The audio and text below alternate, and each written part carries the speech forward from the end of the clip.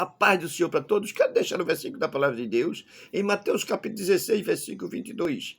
E Pedro, tomando-o de parte, começou a repreendê-lo, dizendo: Senhor, tem compaixão de ti, de modo nenhum te acontecerá isto.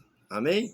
Em Mateus capítulo 16, no versículo 13, o tópico diz: a confissão de Pedro.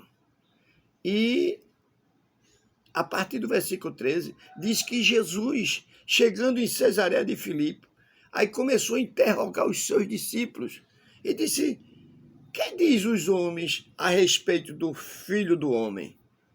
Aí um deles disse: João Batista. O outro disse: é Isaías. O outro: é Jeremias. Aí um disse: é um dos profetas.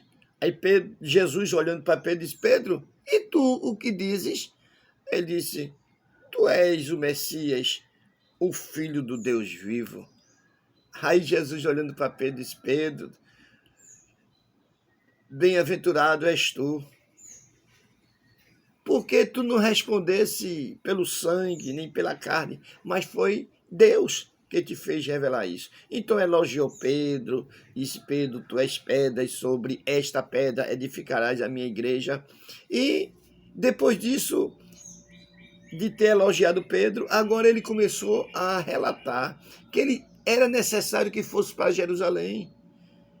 E que quando ele chegasse em Jerusalém, ele ia padecer muito nas mãos dos escribas, dos fariseus, dos próprios sacerdotes.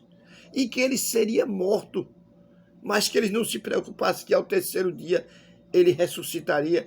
Aí foi justamente aonde Pedro, tomando Jesus à parte, disse: não, Senhor, tem compaixão de ti, repreendendo Jesus, dizendo: não vai ter acontecer isso. Ou seja, o inimigo estava na vida de Pedro, mesmo depois de Pedro ser usado por Deus. Agora o inimigo já estava na vida de Pedro, usando Pedro, querendo colocar no coração de Jesus o temor de continuar a obra que ele tinha de fazer.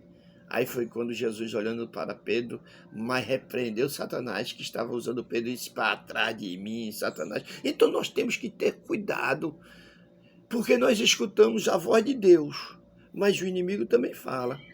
E a gente tem que ver se é Deus que está falando ou não. Amém? Então nós temos o Espírito Santo de Deus e ele nos mostra. E que Deus abençoe a todos.